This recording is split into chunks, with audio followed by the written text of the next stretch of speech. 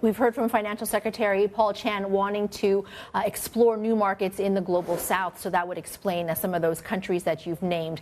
The trade association that you are the head of, honorary president, has made some suggestions to cope with the changes in international trade. What are some of those suggestions? Yes, I think Hong Kong needs to progress quicker in our digital economy. So our Hong Kong government is building this large digital platform called One Trade Window. So basically, a lot of documentations, including even tariff payment, will be able to be conducted online. So, but a lot of smaller traders, they are still mainly offline operating. So if we want Hong Kong to be competitive, we need to strengthen our digital economy, and we need to connect our digital economy to our supply chain. That includes the mainland China manufacturer, probably the importers from the ASEAN countries or the West. And so that's one thing that we need to do a lot more, digitizing our economy and trade. And then we have to move up the value chain in the supply chain. So, Hong Kong already, we have a big international airport. We can handle 10 million plus tons of air cargo. So we just need to stay ahead in a lot of these high value added logistics and courier and also financial services. So if we strengthen all these services that will be provided to the traders, we'll be able to survive. It's really a survival test now. You've mentioned the airport, and Hong Kong is the world's busiest air cargo airport now for 14 years running. Hong Kong is #1, managing 4.9 million metric tons of freight just last year. With the trade war and the impact on Hong Kong, does the #1 status stand at risk? Well, I have not really compared our latest figures with our competitors, but Hong Kong airport is suffering. Under this tariff war or trade war, because a lot of cross-border e-commerce, the small packages, in particular, from the sort of GBA, Greater Bay Area supplies, they move through Hong Kong, and then we aggregate them, and then we fly them out. So already, those US-bound small packages have kind of stopped. So that has affected Hong Kong, that it will continue to affect Hong Kong. But then, what about to other countries like Europe and ASEAN? I heard that there's some pickup, but still that cannot replace the U.S. market. So we have been hit in that sense. Yeah, the de minimis exemption that, of course, gets removed on May the 2nd. We've been watching that, and Shein and Temu raising prices.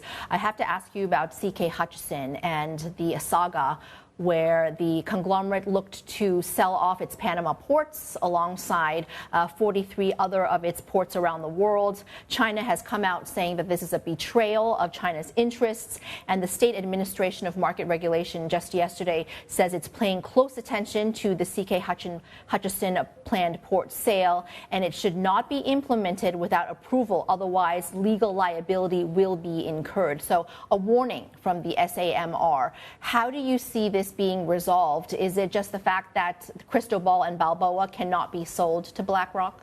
I think this is a fairly difficult deal. As far as I understand, I have no inside information.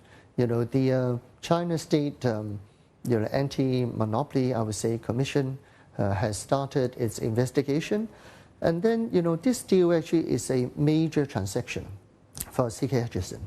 So basically, they issue a lot of particulars to the shareholders, so shareholders' approval will be required. And before that, they have to get the consent of the Hong Kong Stock Exchange and the Hong Kong Securities and Futures Commission.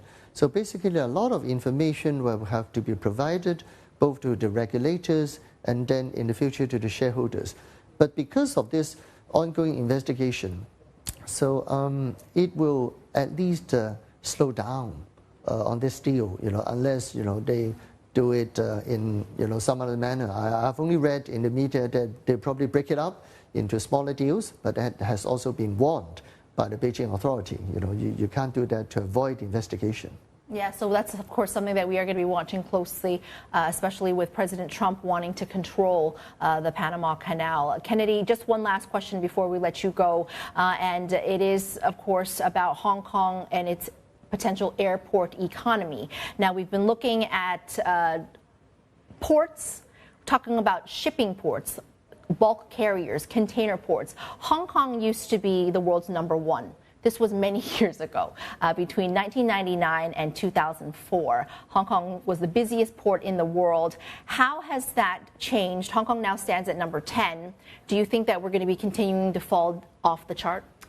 Well, I think it's really quite difficult for our port operators now because we have just about 1% of our GDP in manufacturing. So basically, and then we also have higher charges, compared to the Shenzhen ports and the ports in the surrounding region.